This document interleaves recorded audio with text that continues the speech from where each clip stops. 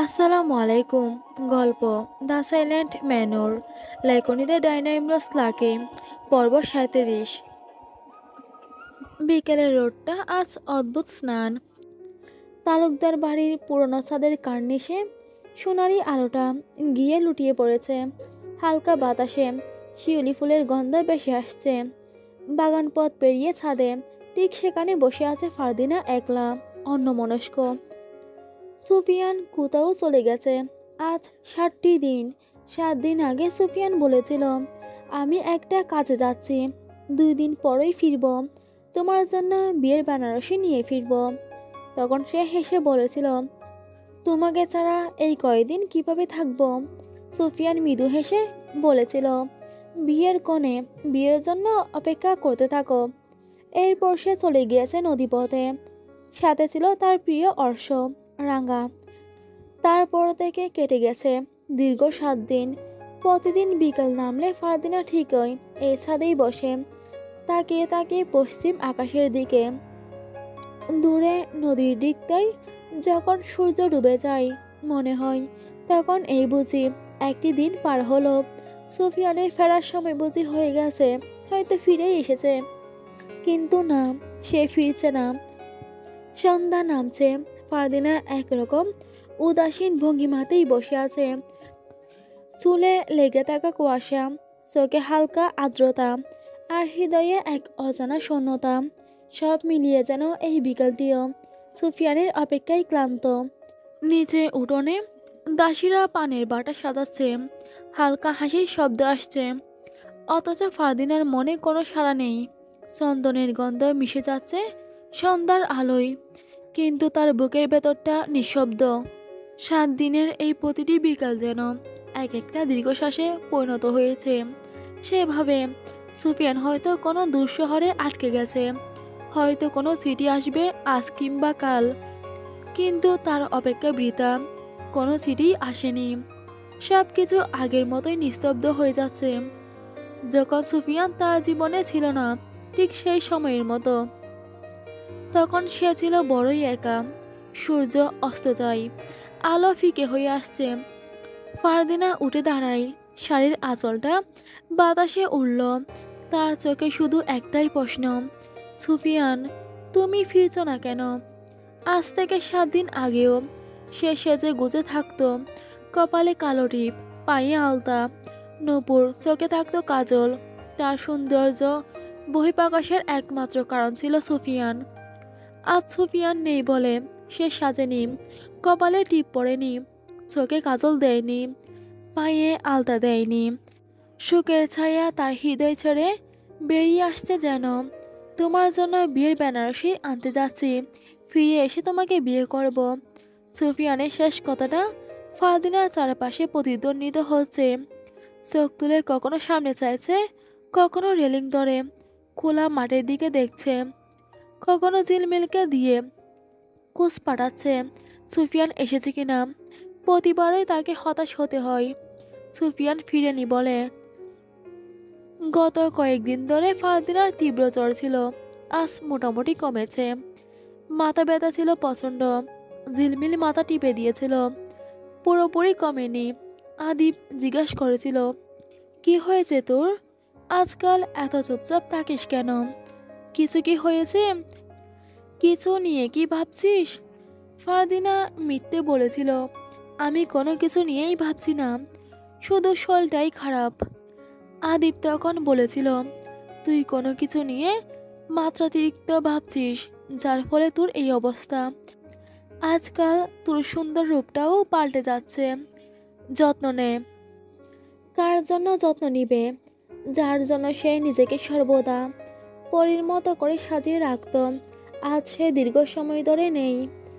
সুফিয়ান চলে গেছে আজ 7টি দিন, কিন্তু ফারদিনার কাছে মনে হচ্ছে শত কোটি বছর। ফারদিনা পছন্দ বিষণ্ণতায় ভুগছে, নিজেকে হাসি খুশি রাখার জন্য এতটুকু চেষ্টা করছে, কিন্তু হচ্ছে না। বাইজি মেহের এসেছিল, সে বলেছে সুফিয়ান হয়তো আর ফিরবে না। যদি ফেরার হতো তাহলে একদিনেই নিশ্চয়ই ফিরতো। তার মা বাবা ভাই বোন কেউই নেই, তাহলে তার এমন কি গুরুত্বপূর্ণ কাজ থাকতে পারে যার জন্য এতটা দিন সে তোমাকে ছেড়ে দূরে আছে। আমি শুনেছি সুফিয়ানের এই পৃথিবীতে আপন বলতে তুমিই আছো। যে মানুষটিকে সবচেয়ে বেশি আপন মনে করে, তাকে ছেড়ে এতদিন কিভাবে পার করেছে সে? একটি চিঠি অন্তত পাঠাতে পারতো, পাঠায়নি। মেহেরের বলা কথাগুলো ফারদিনাকে ভেঙে ছুড়ে দিয়েছিল। খানিকক্ষণেই নিজেকে নিজেই সান্ত্বনা দিয়েছিল, সুফিয়ান হয়তো কৃষিকাজের জন্যই কোথাও আটকে আছে। তার পরিস্থিতি এতটাই জটিল হয়তো, যার জন্য কোনো সংবাদ পাঠাতে পারেনি। ফারদিনা এই ভেবে নিশ্চিন্ত হয়েছিল। সন্ধ্যার আধারে পরিপূর্ণ প্রকৃতি ঢেকে গেছে, ঠান্ডা বেড়ে যাচ্ছে। ফারদিনার পরনে শীতের কোনো পোশাক নেই। পরক্ষণেই মনে হলো কেউ পেছন থেকে তার শরীরে একটি শাল পেঁচিয়ে দিয়েছে। সুফিয়ানকে ভেবে মুখে একরাশ হাসি নিয়ে ঘুরে পেছনে তাকালো। তাৎক্ষণিক মুখটা ফ্যাকাশে হয়ে গেল। ঝিলমিল এসেছে। ফারদিনার সামনে বেঞ্চে হাঁটুবাস করে বসে পড়ে। খোরমা চিবোতে চিবোতে বলল, সুফিয়ানের কথা ভাবছিলি? ফারদিনা দুই হাত দিয়ে জড়িয়ে তাতে গালে ভর রেখে দূরে গোলাপ গাছটার দিকে তাকিয়ে নিচু কণ্ঠে বলল, আর কার কথা ভাববো জানি, তারপরও জিগাইতে ভালো লাগে। আজ 1 সপ্তাহ হয়ে গেছে, রাত পোহালেই 8 দিন। কই তোর বাসিওয়ালা আইছে? আমি কইছিলাম না আর আইব না। দেখলি তো, এই ঝিলমিলের কথা বাসি হইলে মিষ্টি হয়। তোর কি মনে হয় সে কোথায় যেতে পারে? আমার তো মনে হয় সে বিয়াইত্তা বেড়া বইয়ের কাছেই গেছে। এই গ্রামের জমি ভালো, ফসল ভালো হইবইলা সে এখানে আইছিল। কিন্তু তার আরও একখান পরিচয় আছে। সেই পরিচয় হইল সে বিয়াইত্তা, বউ আছে, বাচ্চাও আছে। তুই আবারও মন ভাঙছিস মুচমুচি? সুফিয়ান কখনোই প্রতারণা করবে না আমার সাথে, সে মিথ্যাবাদী না। এই ঝিলমিলের ধারণা কোনোদিন মিথ্যা হয় না।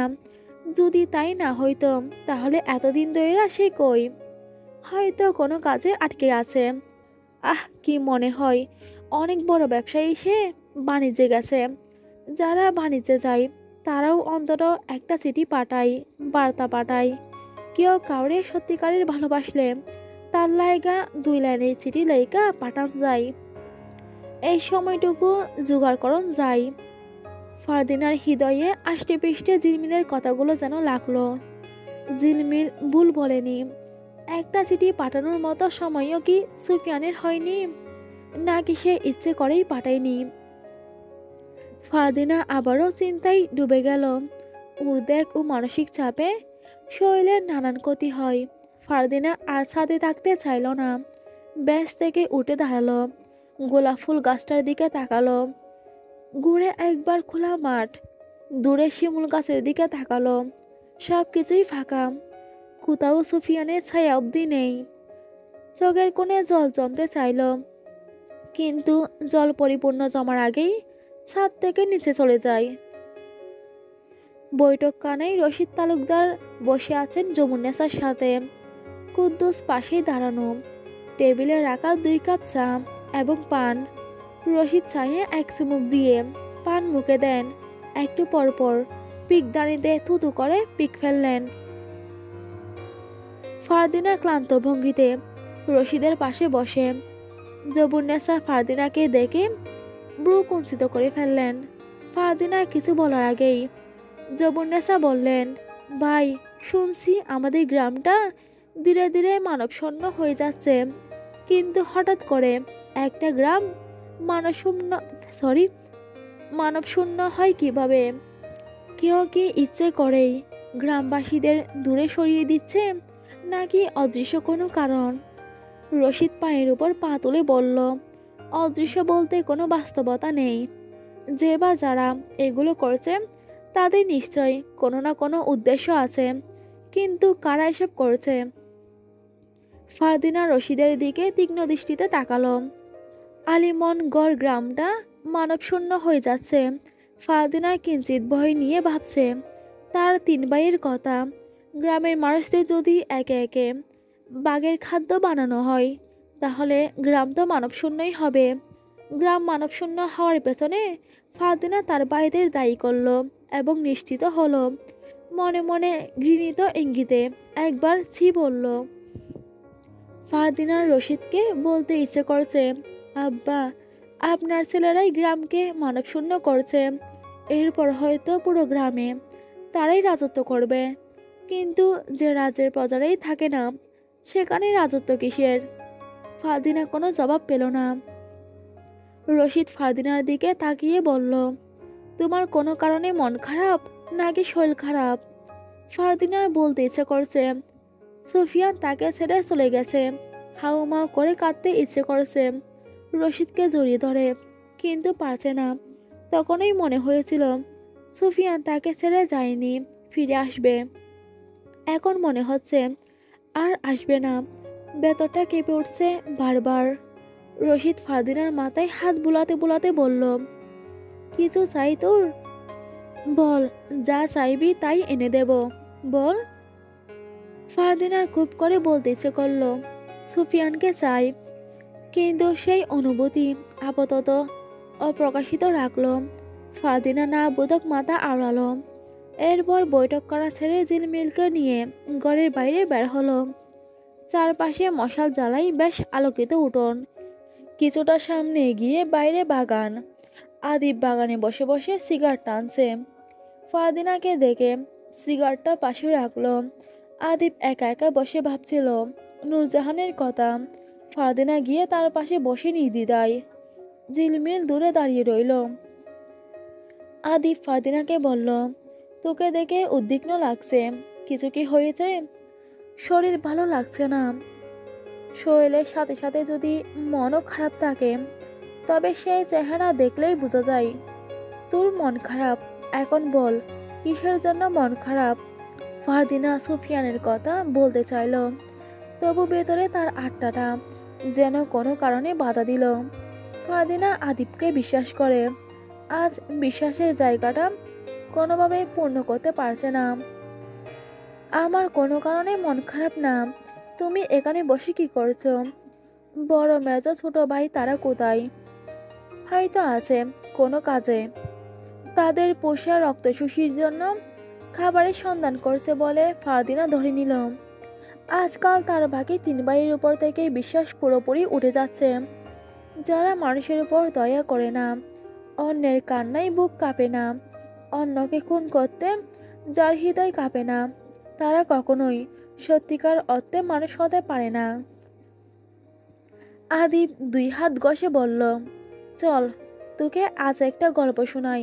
এক রাকাল বাঁশিওয়ালা আর এক জমিদার কন্যার গল্প, শুনবি?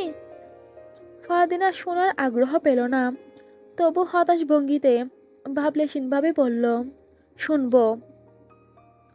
এক ছিল রাকাল। রাকালের দুনিয়াতে কেউই ছিল না। রাকাল ছিল হতদরিদ্র। রাকাল কিভাবে অর্থ উপার্জন করবে সেই ভেবে তার গ্রাম থেকে আরেক গ্রামে চলে যায়, কেননা তার গ্রামের কেউই তাকে কাজ দিতে চাইছিল না। এরপর আরেক গ্রামে চলে যাওয়ার পর অন্যদের গরু মহিষ মাঠে মাঠে চড়াতো। রাকাল ছিল পুরোপুরি নিঃসঙ্গ, কিন্তু তার সঙ্গী হিসেবে ছিল একটি বাঁশি। সে যখনই মাঠে মাঠে গরু মহিষ চড়াতো, তখন বাঁশি বাজাতো। ধীরে ধীরে রাকাল বাঁশিওয়ালা নামে পরিচিত হয়। গ্রামে তার অনেক নাম ডাক হয়। এভাবে কিছুদিন চলে যাওয়ার পর গ্রামের জমিদারের নজরে এলো রাকাল। জমিদার বিশ্বাস করে তার জমিতে চাষাবাদ করার সুযোগ দেয় রাকালকে। রাকালও বেশ মনোযোগ দিয়ে কাজ করলো, জমিতে ফসল ফলালো, জমিদারের মন জয় করলো। কিন্তু ঘটনা এখানেই শেষ হয়নি। রাকাল বাঁশিওয়ালা দিনে বাঁশি বাজাতে সময় পেত না, তাই রাতেই বাঁশি বাজাতো। এভাবে একদিন রাতে বাঁশি বাজালে তার বাঁশির সুর শুনে জমিদার কন্যা ছুটে আসে। জমিদার কন্যা রাকাল বাঁশিওয়ালার সৌন্দর্যে মুগ্ধ হয় এবং রাকালও। শুরু হয় তাদের প্রেম কাহিনী। কিন্তু রাকাল বাঁশিওয়ালার মনে ছিল অন্য পরিকল্পনা। তার লক্ষ্য ছিল জমিদার কন্যাকে ব্যবহার করা। থামল আদিব। ব্যবহার মানে? দুই ধরনের ব্যবহার, জমিদার কন্যার থেকে স্বর্ণের বাসি উপহার পাওয়ার লোভ এবং জমিদার কন্যাকে বুক করার লোভ। এক পর্যায়ে রাকালের উদ্দেশ্য হাসিল হয়, জমিদার কন্যাকে বুক করতে পেরেছে আর তার থেকে স্বর্ণের বাসিও পেয়েছে। আর তারপর তারপর কি হলো? রাকাল হঠাৎ করেই নিরুদ্দেশ হয়ে যায়, কোথাও চলে যায়, কেউ জানে না। জমিদার কন্যা তাকে পাগলের মতো খুঁজতে থাকে, অথচ কোথাও কোনো খোঁজ পায় না তার। তারপর ফারদিনার মনে হলো তার আর সুফিয়ানের ঘটনা আদিব জেনে গেছে এবং সব সত্য সে জেনে বুঝে গল্পের মাধ্যমে তাকে শোনাচ্ছে। তবে আদিবের গল্পের কিছু অংশের সাথে তার আর সুফিয়ানের কোনো মিল পেল না। সুফিয়ানকে লোভী মানতে পারছে না সে। তারপর জমিদার কন্যা খোঁজ নিয়ে জানতে পারে আসলে রাকাল সত্যি তার সাথে ছলনা করেছে। এমনটা জমিদার কন্যা জানার পর খুবই কষ্ট পায়, একদম ভেঙে পড়ে, সারাদিন কান্নাকাটি করে। এরপর সে নিজেকে কোনোভাবে সামলে রাকাল বাসিওয়ালার উপর জেদ করে এক ভিনদেশি ছেলেকে বিয়ে করে বিদেশ চলে যায়। সত্যি এমনটা হয়েছিল? আদিব দাঁড়িয়ে পায়চারি করতে করতে বলে, না, আসলে রাকাল বাসিওয়ালা কোনো এক সত্য ঘটনা জমিদার কন্যাকে বলতে চেয়েছিল, কিন্তু সে সময় আর হয়নি, সুযোগও হয়নি। রাকাল আবারও ফিরে আসে জমিদার কন্যার জন্য, তার খোঁজ করে। এরপর জানতে পারে জমিদার কন্যা একজন বৈদেশিক নাগরিককে বিয়ে করে দেশে চলে গেছে। ব্যাস, রাকাল বাসিওয়ালাও পুরোপুরি ভেঙে পড়ে। তারপর কি হয়েছিল? তারপর কি হয়েছিল তা আজ পর্যন্ত কেউই জানে না। আর এটা একটা গল্প আমি দাদির কাছ থেকে শুনেছি, বাস্তবে এর কোনো অস্তিত্ব নেই। ফারদিনার অন্তর বিষিয়ে উঠল। সে আগামীকাল অবধি অপেক্ষা করবে সুফিয়ানের জন্য, তারপর সেও খুঁজবে সুফিয়ানকে। তবে তার বিশ্বাস সুফিয়ান তার সাথে কোনো রকম মিথ্যের আশ্রয় নেয়নি, তাকে সে সত্যিই ভালোবাসে। আদিব বলল, জানিস ফারদিনা, ভালোবাসা ভুল নয়, কিন্তু ভুল মানুষকে ভালোবেসে ঠকে যাওয়াই জীবনের সবচেয়ে বড় ভুল। তেমে আবারও বলল, যেভাবে আমি নূরজাহানকে ভালোবেসে ঠকে গেছি। আদিব এতটুকু বলে থেমে ফারদিনার সামনে বসলো, তার দিকে ঝুঁকে বলল, তুই কাউকে ভালোবাসিস? ফারদিনা নতজানু হয়ে না বলল। আদিব আরেকটু আগ্রহের সাথে জিজ্ঞাসা করল, ভালোবাসা পাপ নয়, তুই কাউকে ভালোবাসলে আমায় বলতে পারিস, আমি তোর ভালোবাসা পূর্ণতা পেতে সাহায্য করব। ফারদিনা একবার ভাবছে বলবে, আরেকবার ভাবছে বলবে না। তখন চোখের সামনে ভেসে উঠল অচেনা সেই চিঠির বার্তা, তুমি যাকে সবচেয়ে বেশি ভরসা করছো সেই তোমার জীবনের ইতি টানবে।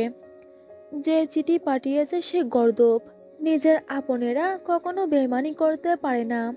বলেই ফারদিনা লম্বা শ্বাস ফেলে ভাঙা ভাঙা কণ্ঠে বলল, আমি সুফিয়ানকে ভালোবাসি। তোর সাহস তো কম নয়, আমার সামনে এসব বলছিস। উৎকণ্ঠিত দৃষ্টিতে তাকিয়ে আছে রায়ান, তার সামনে দাঁড়ানো সায়েম। আরিফ কোলবালের সাথে নিয়ে বিছানায় আয়েশ করেছে। দুজন দাসী কিছু পানীয় নিয়ে হাজির হয়েছে। এক গ্লাস রাইনের দিকে দিলে সে নিল না, সায়েম নিল। এরপর এগিয়ে গেল আরিফের দিকে। আরিফ পানীয় খেতে খেতে বলল, সায়েম, সুফিয়ান আমাদের গ্রামের একটি নক্ষত্র। তুই কি করে বলতে পারলি ওকে রক্তশুষির খাবার বানাবো? ভাই, আমি তো শুধু বলেছি ও নিখুঁত এবং একমাত্র ছেলে, তাছাড়া ওর দুনিয়াতে কেউই নেই, ওকে বাঁচিয়ে লাভ কি? রায়ান পায়চারি করতে করতে বলল, না, সুফিয়ানের সাথে এরকম করাটা মোটেও ঠিক হবে না। আমি তোর এই প্রস্তাব মানতে পারলাম না। ভাই, আমার কথাটা ভেবে দেখো, এতে আমাদেরই লাভ। সাইম বলল, সব সময় লাভ লসের হিসাব করলে চলে না। রায়ান জবাব দিয়ে চেয়ারে বসলো। সাইম কিছুক্ষণ ভেবে চিনতে বলল, আগামী 2 দিনের ভেতর রক্তশুষিকে একমাত্র এবং নিখুঁত কোনো ছেলে সন্তানকে খেতে দিতে হবে। আমি বলছিলাম কি, আব্বার বিশ্বস্ত কাজের লোক কুদ্দুসকে দিলে কেমন হয়? রায়ান ব্রু পুরোপুরি উঁচিয়ে বলল, কথাটা ভুল বলিসনি।